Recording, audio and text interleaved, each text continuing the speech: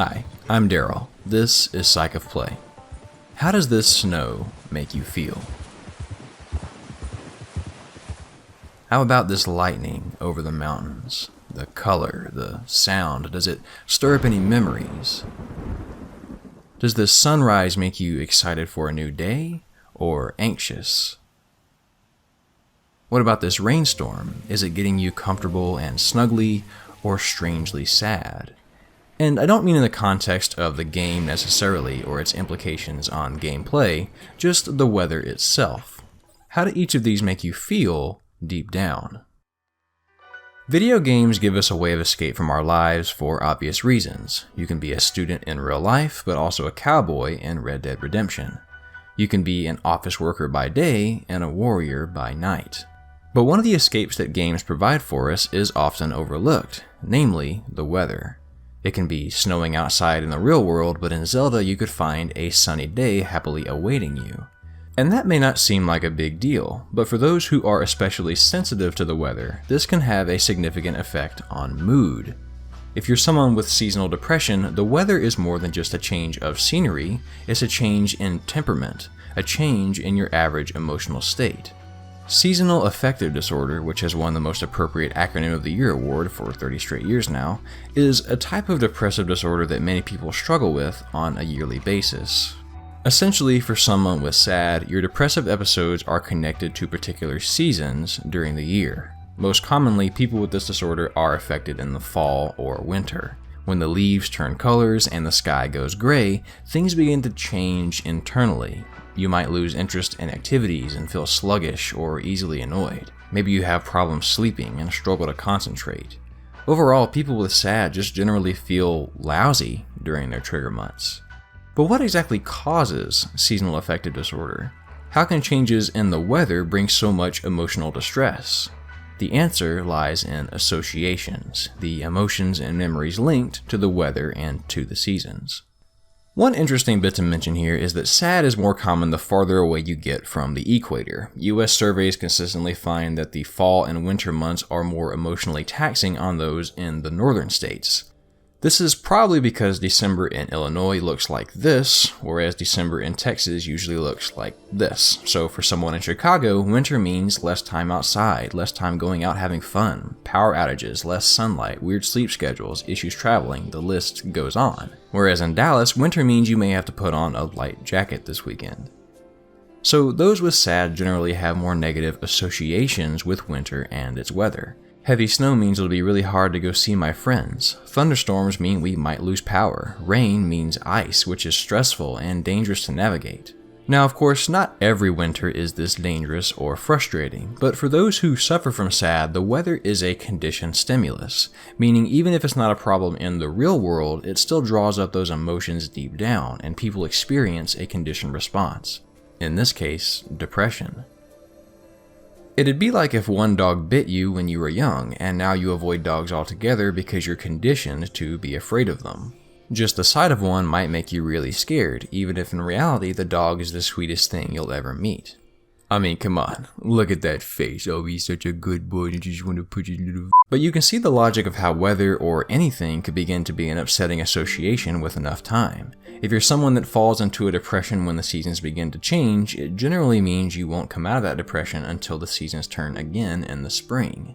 But that's a full 4 to 6 month chunk of time depending on where you live, and the monotony can be agonizing. I think that's one of the reasons in-game weather can actually do a great deal of good for a lot of people. Yes, it's fun to escape from your life and hunt down bad guys, but the game's weather serves as a major change in scenery. If it's the dead center of January and you haven't seen the sun in a couple of days, finding it in Horizon Zero Dawn can serve as a reminder that things aren't always miserable outside. Beautiful, warm, comfortable weather will be back. Here's a taste. Now, I don't know if I can go as far to say that video games with realistic weather are forms of therapy for seasonal affective disorder, but I'm also not saying that they're not. More on that in just a moment. The fall and winter seasons are typically the triggers for SAD, but funny enough, I personally adore the fall and winter months. This may be you too, but I love the rain, the wind, the snow, and the gray cloudy skies. They all make me feel refreshed, new. If anything, I feel some genuine dread during the spring and summer. Beautiful days used to stress me out, and I'll take a rainy day in over a sunny day out 9 times out of 10. And though none of this is crippling for me anymore, this is what a lot of psychologists would call reverse seasonal affective disorder. It's essentially sad, very similar symptoms, but the trigger months are during the spring and summer. And as you probably realized, this is a lot more common in areas farther south in the US, where the weather is generally warmer. Hot summers mean it's exhausting to be outside, physically and a lot of times emotionally.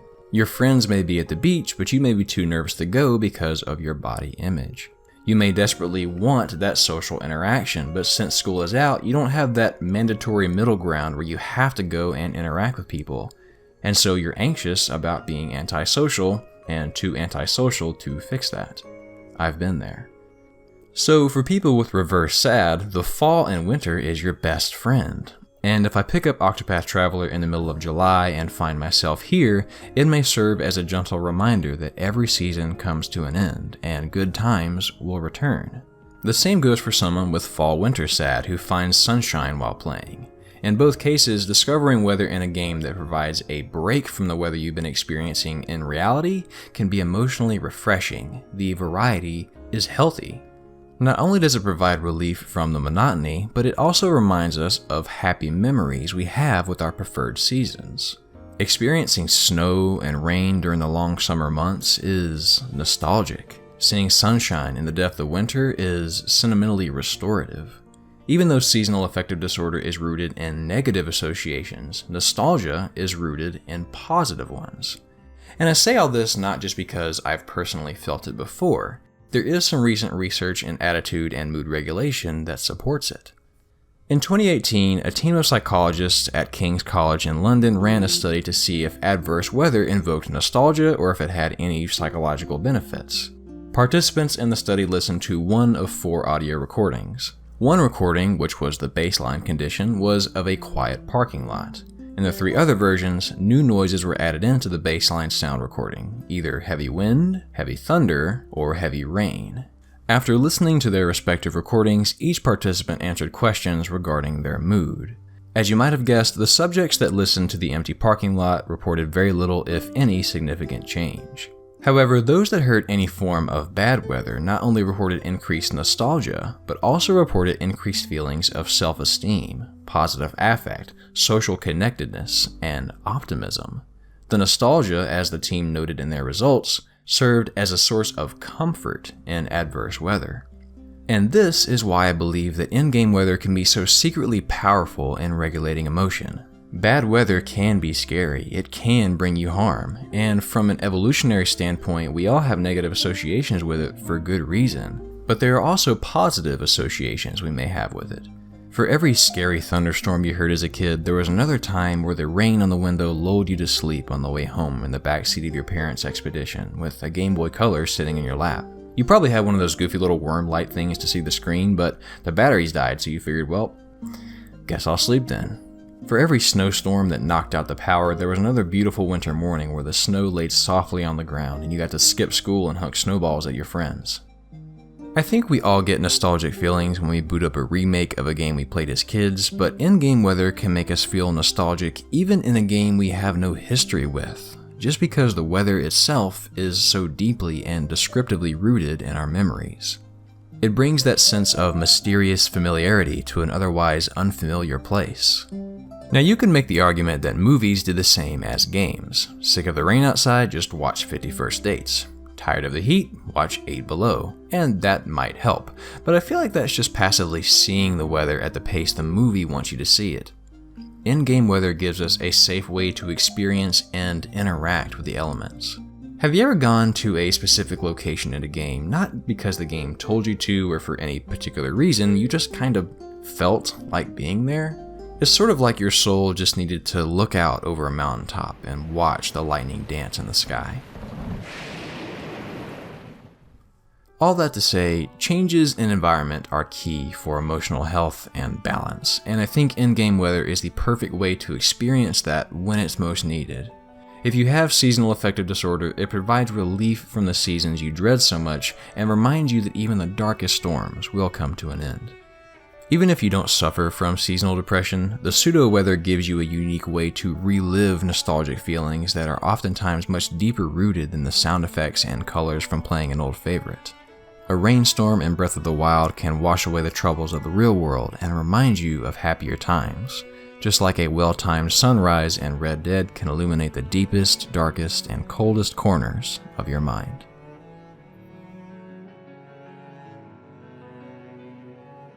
Hey, thanks so much for watching, and thank you to everyone who suggested which games I should use in this video.